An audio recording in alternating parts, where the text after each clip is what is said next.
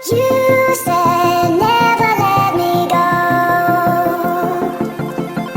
You said never let me go. You said never let me go. You said never let me go. You said never. Hello everyone, welcome you all in my YouTube channel. I hope you all are doing very fine. मैं भी बहुत अच्छे से हूँ। अच्छा, काफ़ी दिनों से मेरा कोई ब्लॉग नहीं आया, राइट? क्योंकि मैं कहीं गई भी नहीं थी। ओके, सो एक्चुअली ऐसा है कि अभी जिस जगह जाके आई हूँ ना, आई एम डैम श्योर आप लोग बहुत खुश हो जाओगे इस चीज़ से, मतलब उस जगह को मेरे साथ देख के। ये एक ऐसी जगह है जहाँ पर प्राकृतिक सौंदर्य की अद्भुतता और अंडमान निकोबार की सबसे पुरानी आदिवासी जनजाति इस जगह को अंडमान निकोबार के बाकी आइलैंड से बिल्कुल अलग कर देती है। जी हाँ, मैं बात कर रही हूँ अंडमान की 12 टांग की और 12 टांग में स्थित छरावास की। अंडमान की सबसे पुरानी ट्राइब है और ये जगह काफी ज्यादा रिस्ट्रिक्टेड है। यहाँ पे आप अकेले नहीं जा सकते। ये सारी की सारी इन्फॉर्मेशन आपको मैं पूरा का पूरा वीडियो में जैसे स्टार्ट करूंगी मैं दे दूंगी। रिस्ट्रिक्शन होने की वजह से मैं चीजें नहीं लेके जा सकती अपने साथ, और उन चीजों में जो सबसे पहली चीज वो मेरा माइक था। सो बीच में मैंने वहाँ के लोकल्स के साथ किया हुआ है, आप प्लीज उसको सुनिएगा और थोड़ा सा एडजस्ट कर लीजिएगा क्योंकि विदाउट माइक वो चीजें वहाँ पे मैंने रिकॉर्ड की हुई है। अपनी तरफ से मैं आपको बेस्ट दिखा सकती हूँ, उतना दिखाने की कोशिश करूंगी। बाकी जरावास को देखने के लिए आपको खुद ही अंडमान में आना पड़ेगा क्योंकि वो एक्सपीरियंस बहुत ही डिफरेंट है। अंडमान का 12 टांग मेरी नज़र से कुछ इस तरह। 12 टांग जाने के लिए हम लोग सुबह 3 बजे ही उठ गए थे क्योंकि हमारे बस का डिपार्चर टाइम था सुबह 4 बजे का। हम लोग गवर्नमेंट व्हीकल से जा रहे थे। आप लोग अपने व्हीकल से भी जा सकते हैं, लेकिन आई वुड से कि गवर्नमेंट व्हीकल से अगर आप जाते हैं तो वो ज़्यादा बेनिफिशियल रहेगा क्योंकि वो एक ट्राइबल एरिया है और जब आप ट्राइबल एरिया में जाते हैं तो वहाँ पर आपको काफ़ी ज़्यादा जो रूल्स और रेगुलेशंस हैं उनको फॉलो करना पड़ता है। और अगर आप अपने व्हीकल से जाना चाहें तो आपको कुछ परमिशंस हैं वो आपको लेनी पड़ेंगी, then after you can go. और ये था हमारा पोर्ट ब्लेयर में मोहनपुरा बस स्टैंड जो अबरडीन मार्केट के साथ ही है। यहाँ पे हम सुबह पहुँच गए थे। उसके बाद हम लोगों ने बस देखी अपनी कि बस कहाँ पे है। सो हमें बस मिल गई थी, लेकिन वहाँ पे हमें बताया गया कि आपको पहले क्रॉस चेक करवाना पड़ेगा अपने टिकट्स को। टिकट्स हमने ऑनलाइन ही बुक कर ली थी और आने और जाने दोनों की टिकट हमने सेम टाइम ही कर ली थी। 1 वीक आई थिंक, हाँ, एक हफ़्ता पहले हम लोगों ने बुकिंग कर ली थी क्योंकि लोकल्स भी इन्हीं बसेस में ट्रैवल करते हैं। So better to book your seat prior. और हम लोगों ने आने और जाने दोनों की टिकट साथ में ही कर ली थी और ये बाद में बहुत बड़ा हेल्पिंग पॉइंट हुआ हम लोगों के लिए क्योंकि 12 टांग में जब आप आते हो वापस तो रिटर्निंग के लिए भी यही एक व्हीकल है जो लेके जाता है, वही वापस लेके आता है दोपहर के 2 बजे। और अगर आपने टिकट पहले से नहीं की है तो वहाँ पे लाइंस में लग के आपको भयंकर गर्मी में अपनी टिकट करवानी पड़ती है। सो ये आई वुड से कि ये टिप होगा, द बेस्ट टिप होगा जो आपको शायद कोई नहीं बताएगा कि जब भी आप बुकिंग करेंगे 12 टांग जाने के लिए गवर्नमेंट व्हीकल से तो आप जाने और आने दोनों की टिकट जो सेम टाइम कर लीजिएगा। ये आपके लिए बहुत सही हो जाएगा। और ये था मोहनपुरा का बस स्टैंड।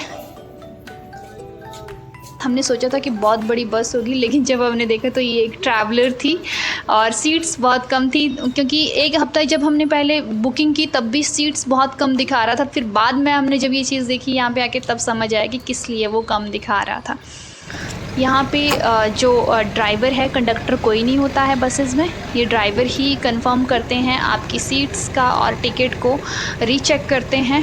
और फिर यहाँ से हमारी जर्नी जो है 12 टांग के लिए शुरू हो जाती है। इतनी रात को मतलब मैं हैरान थी ये देख के कि मतलब जनरेशन, यंग जनरेशन तो सही है लेकिन एज लोग भी जा रहे हैं। So it was so surprising. ये सुबह का व्यू है जो आप देख पा रहे हैं। जितना शूट कर पाई हूँ, मतलब जितना विजिबल था उतना दिखाने की कोशिश की है मैंने। और ये यहाँ पे हम पहुँच जाते हैं पहली चेक पोस्ट पे। यहाँ पे हज़ारों, मतलब हज़ारों तो नहीं बोल होंगी यार, हाँ, यहाँ पे अप्रॉक्सीमेटली भी तो 25 और 50 के अराउंड व्हीकल्स थे जो जाने के लिए, बाराटांग जाने के लिए खड़े थे। लेकिन गवर्नमेंट व्हीकल में आने का एक ये प्लस पॉइंट हो गया कि चाहे कितने भी व्हीकल पीछे खड़े हों, गवर्नमेंट व्हीकल आगे ही चलेंगे, क्योंकि यहाँ से कॉन्वॉय चलता है और कॉन्वॉय में ही सबको जाना पड़ता है। ट्राइबल एरिया में आप गाड़ी अकेले नहीं लेके जा सकते हैं, आपको कॉन्वॉय में ही चलना पड़ेगा। और इस चेक पोस्ट पे एक टाइमिंग है, उसी टाइमिंग पे कॉन्वॉय जो है दिन में 3 से 4 बार छोड़ा जाता है, आने के लिए भी और जाने के लिए भी। So these are the rules. अगर आपको जानना होगा कि वो कॉन्वॉय जाने का टाइमिंग्स क्या क्या हैं, तो मैं आपको कमेंट सेक्शन में ज़रूर बताऊँगी। और यहाँ पे सुबह ये बस 5 बजे रुकी थी पहली चेक पोस्ट पे। यहाँ पे आप लोग फ्रेश हो सकते हैं, अपना अर्ली मॉर्निंग अगर आपको चाय पीनी है या कुछ छोटा मोटा नाश्ता करना है तो आप कर सकते हैं। यहाँ पे साथ में ही एक मंदिर था, मुझे नहीं पता कौन सा मंदिर है, बट ठीक है हम लोग चले गए। और ये शायद साउथ इंडियन का ही कोई मंदिर है। अगर आप में से किसी को पता हो कि कौन से डेटी का मंदिर है ये, तो मुझे कमेंट सेक्शन में ज़रूर बताइएगा।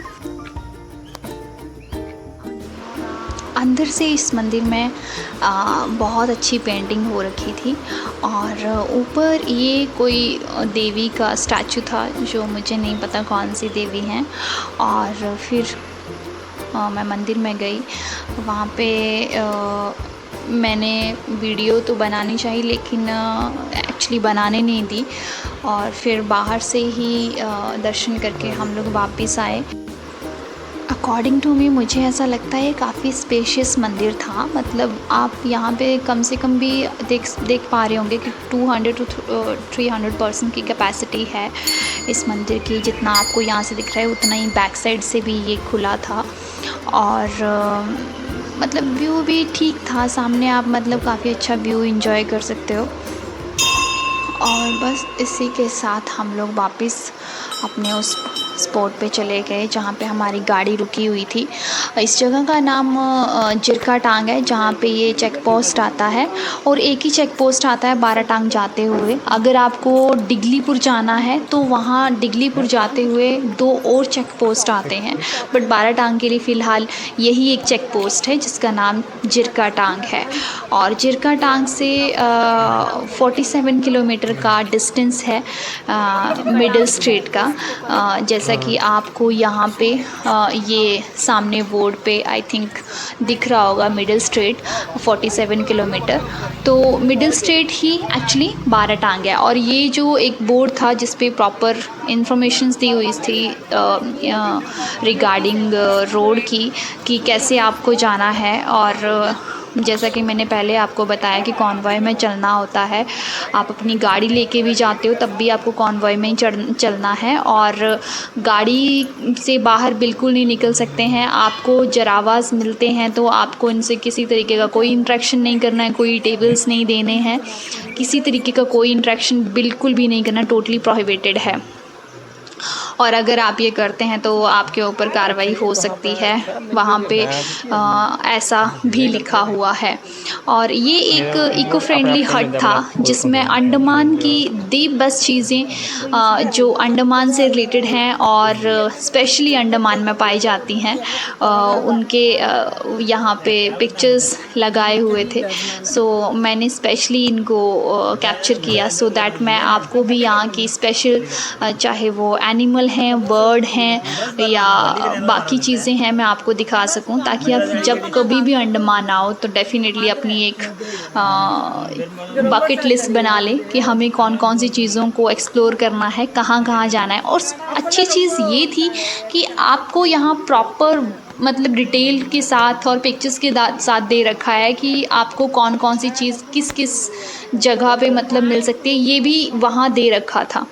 सो इसलिए मैंने इसको कैप्चर कर लिया फॉर काइंड ऑफ इंफॉर्मेशन। और ये बाराटांग था इको टूरिज़्म स्पोर्ट्स जहाँ पे हम लोगों को जाना था और हम लोग जा रहे थे।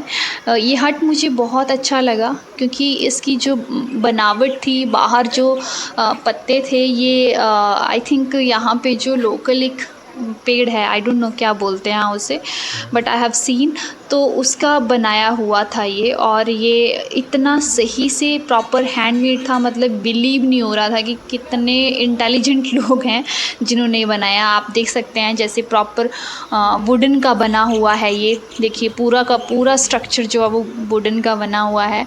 इसमें कहीं पर भी आयरन यूज़ नहीं हुआ है या कोई वायर यूज़ नहीं हुआ है। यू कैन सी बिल्कुल प्योर प्रॉपर वुडन का, और इसका बना हुआ है, स्ट्रॉज का बना हुआ है।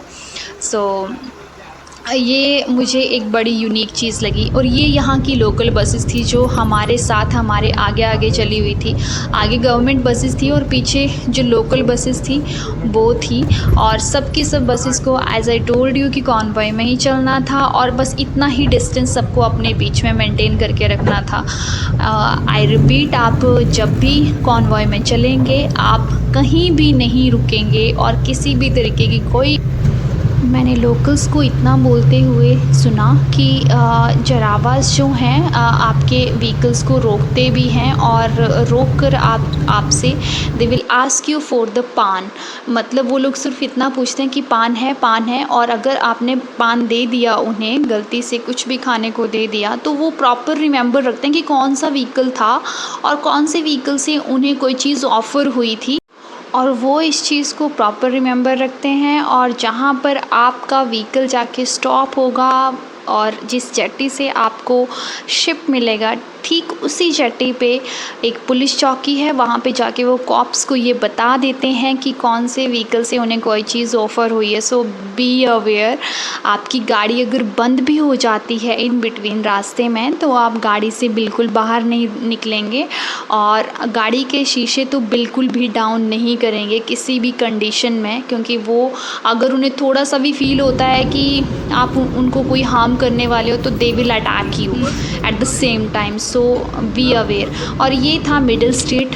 यहाँ पे ये सामने ही पुलिस चौकी थी, और यहाँ पे इसी यहाँ मिडिल स्ट्रीट की जेट्टी से हमें बाराटांग की जेट्टी के लिए शिप मिलनी। एज़ यू कैन सी कि यहाँ पे लोकल बसेस बहुत सारी आई हैं, और कॉन्वॉय में आपने ये भी देखा कि बहुत सारी बसेस जो वो रिटर्न भी गई हैं, और जितने भी व्हीकल्स थे वो कॉन्वॉय में ही चल रहे हैं, चाहे वो आ रहे हैं चाहे वो जा रहे हैं। और मैक्सिमम जो लोकल्स हैं उन्हीं के लिए ये सारी की सारी ट्रांसपोर्ट फैसिलिटी अवेलेबल करवाई गई है। यहाँ पे मिडिल स्ट्रीट जेट्टी पे एक वॉशरूम की भी फैसिलिटी आपको अवेलेबल है।